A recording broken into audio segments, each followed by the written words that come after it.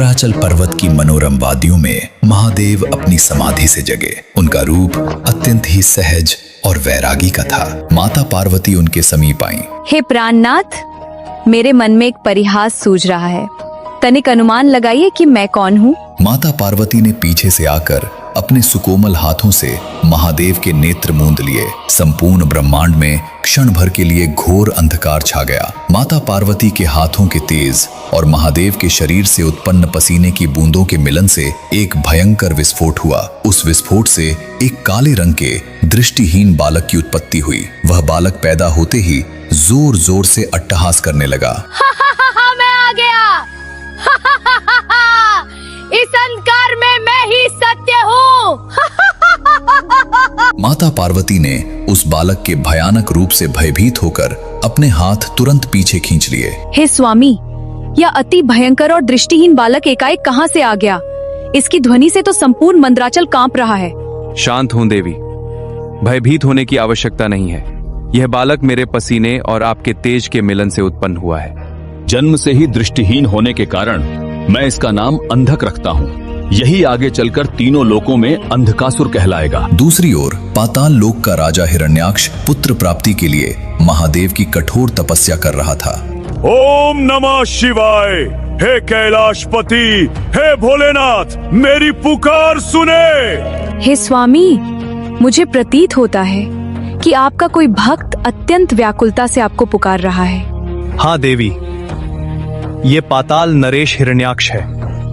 उसे दर्शन देने का समय आ गया है। महादेव तुरंत हिरण्याक्ष के समक्ष प्रकट हुए। उठो हिरण्याक्ष, हम तुम्हारी तपस्या से बहुत प्रसन्न हुए। कहो तुम्हें हमसे क्या वरदान चाहिए? महादेव, मेरे पास विशाल राज्य और असीम धन है, परंतु मेरी कोई संतान नहीं है। मुझे केवल एक पुत्र की कामना है। तथास्तु हिरण्याक्ष। महादेव ने अपने दृष्टिहीन पुत्र अंधक को हिरण्याक्ष के समक्ष प्रकट कर दिया। हिरण्याक्ष, आज से यह बालक तुम्हारा पुत्र हुआ। इसे ले जाओ और एक पिता की भांति इसका लालन पालन करो। हिरण्याक्ष अंधक को पाताल लोक ले गया। समय के साथ हिरण्याक्ष अत्यंत दुष्ट हो गया। उसके अत्याचारों से जब सृष्टि त्राही त्राही करने लगी, तब श्री हरि विष्णु ने उसका वध कर दिया। हिरण्याक्ष की मृत्यु के पश्चात अंधक के भाइयों ने सत्ता के लोभ में अंधक का राज्य छीन लिया। ओ अंधे, तू क्या पाताल पर राज करेगा? एक अंधा कभी राजा नहीं बन सकता। ये राज सिंहासन हमारा है। निकल जा हमारे महल से। तुम लोग मेरे साथ ऐसा अन्याय नहीं कर सकते। ये मेरे पिता का राज्य है। मैं उनका ज्येष्ठ पुत्र हूँ। धक्के मारकर बाहर निकालो इसे। अपमानित होकर अंधकासुर ने एक घने जंगल में जाकर ब्रह्मा जी की कठोर तपस्या आरंभ कर दी। जब बहुत वर्षों के बाद भी ब्रह्मा जी प्रकट नहीं हुए, तो उसने एक विशाल अग्निकुंड तैयार किया।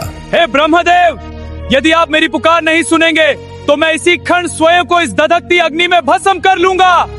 वह जैसे ही अग्नि में कूदने को हुआ, ब्रह्मा जी वहां प्रकट हो गए। रुको पुत्र, ऐसा अनर्थ मत करो। मैं तुम्हारी तपस्या से अत्यंत प्रसन्न हुआ। मांगो, तुम्हें क्या वरदान चाहिए? प्रणाम ब्रह्मदेव, मुझे 3 वरदान दे। पहला, जिन भाइयों ने मेरा राज्य छीना वे सभी मेरे अधीन हो जाएं। दूसरा, मुझे दिव्य दृष्टि प्राप्त हो। और तीसरा, इस समस्त संसार में कोई भी मेरा वध ना कर पाए, मैं अजर और अमर हो जाऊं। तथास्तु पुत्र, तुम्हारे भाई तुम्हारे अधीन होंगे और तुम्हें दिव्य दृष्टि भी प्राप्त होगी, परंतु अमरता का वरदान मैं किसी को नहीं दे सकता। हाँ, मैं इतना अवश्य कर सकता हूँ कि तुम स्वयं अपनी मृत्यु का कारण चुन लो। ठीक है ब्रह्मदेव, मेरी मृत्यु केवल उसी क्षण हो जब मेरे हृदय में एक ऐसी स्त्री के प्रति कामुक भावना उत्पन्न हो जो इस जगत की जननी हो। अन्यथा कोई मेरा बाल भी बांका ना कर सके। तथास्तु। अंधकासुर ने वरदान पाकर अपना राज्य वापस लिया और स्वर्ग पर भी अपना आधिपत्य स्थापित कर लिया। एक दिन उसके मंत्री मंदराचल पर्वत पर विहार कर रहे थे। वे दौड़कर अंधकासुर के पास पहुंचे। महाराज अंधकासुर की जय हो। हमने मंदराचल पर्वत पर एक अत्यंत रूपवान स्त्री को देखा है। तीनों लोगों में वैसी सुंदरता हमने आज तक नहीं देखी। परंतु विडंबना यह है कि वह एक भस्मधारी निर्धन योगी के साथ बैठी थी, जिसके पास न तो कोई मुकुट था और न ही कोई धन संपत्ति। इतनी सुंदर स्त्री और एक दरिद्र योगी के पास, वह स्त्री स्वर्ग के राजा अंधकासुर की पटरानी बनने योग्य है। जाओ और उस योगी को मेरा आदेश सुनाओ कि वह अपनी स्त्री मुझे सौंप दे। मंत्री तुरंत मंदराचल पर्वत पर महादेव के पास पहुंचे। हे तपस्वी, हमारी बात सुन। हमारे महाराज अंधकासुर तेरी भार्या के रूप पर मोहित हो गए हैं। अपनी भलाई चाहता है तो शांति से इन्हें हमें सौंप दे। मूर्खों, तुम्हारे वचनों में तुम्हारे राजा का अहंकार बोल रहा है। मैं तुम्हें अज्ञान समझकर कोई दंड नहीं दूंगा। यहाँ से जीवित लौट जाओ और अपने राजा से कहो कि दूसरों की स्त्रियों पर कुदृष्टि डालना विनाश का सीधा मार्ग है। मंत्री लौटकर अंधकासुर के दरबार में गए। महाराज, उस साधारण योगी ने आपका प्रस्ताव ठुकरा दिया। उसने आपका घोर अपमान किया है। उस योगी का इतना दुस्साहस, मैं स्वयं मंदराचल जाऊंगा। मेरी विशाल दैत्य सेना को युद्ध के लिए तैयार करो। अंधकासुर अपनी विशाल दैत्य सेना लेकर मंदराचल पहुंचा। देवी, मेरे पाशुपत व्रत में विघ्न उत्पन्न हो गया है। मैं अपने व्रत को पूर्ण करने के लिए किसी अन्य एकांत स्थान पर जा रहा हूँ। मेरा परमगण वीरक यहाँ गुफा के द्वार पर तुम्हारी रक्षा करेगा। जैसी आपकी आज्ञा स्वामी। मैं यहीं रहकर आपके लौटने की प्रतीक्षा करूंगी। महादेव के जाते ही दैत्य सेना ने पर्वत पर चढ़ाई कर दी। शिवगण वीरक ने गुफा के द्वार पर उनका रास्ता रोका। दुष्ट दानवों, एक कदम भी आगे बढ़ाया तो यही भस्म कर दूंगा।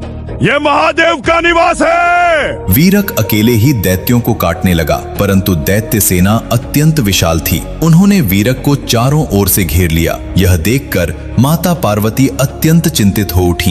हे नारायण, हे ब्रह्मदेव, हे इंद्रादि देवतागण, दानवों ने धर्म की सभी सीमाएं लांघ दी हैं। हमारी सहायता कीजिए। सभी देवता तुरंत युद्ध भूमि में आ गए। भयंकर संग्राम छिड़ गया। देवगण असुरों को मारते, परंतु दैत्यों के गुरु शुक्राचार्य अपनी मृत संजीवनी विद्या से उन्हें तुरंत जीवित कर देते। हे देवी, यह युद्ध तो कभी समाप्ति ही नहीं होगा। हम जितने दैत्यों का वध करते हैं, दैत्य गुरु शुक्राचार्य उन्हें फिर से जीवित कर देते हैं। हमारे अस्त्र शस्त्र विफल हो रहे हैं। कई वर्षों तक युद्ध चलता रहा। जब महादेव का व्रत पूर्ण हुआ तो वे लौट आए। अंधकासुर, तुमने जगत जननी पर कुदृष्टि डालकर अपने विनाश को स्वयं निमंत्रण दिया है। गुरु शुक्राचार्य ने विद्या का दुरुपयोग कर अधर्म को बढ़ावा दिया है। आज किसी को क्षमा नहीं मिलेगी।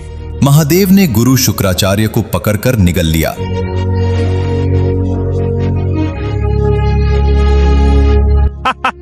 तुम क्या कर लोगे योगी? मैं सर्वशक्तिमान हूँ। मुझे स्वयं ब्रह्मा का वरदान प्राप्त है।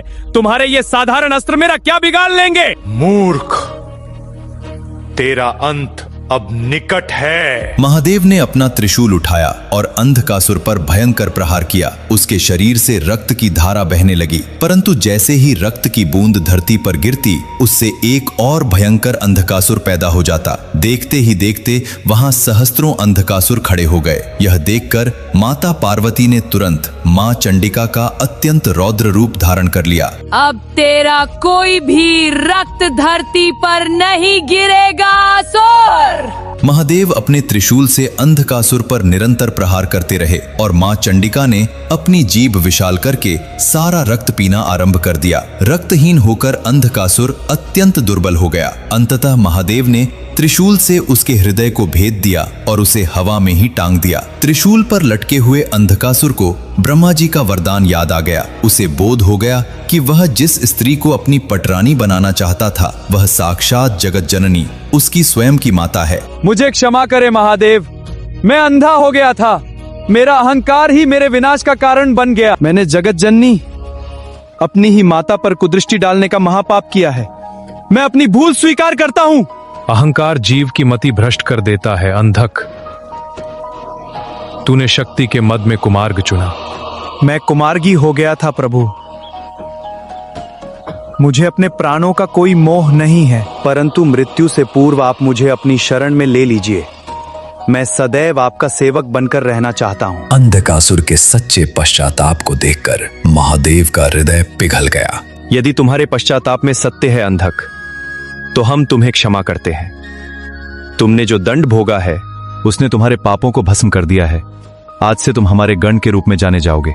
धन्यवाद महादेव, मैं आपका सदा आभारी रहूंगा।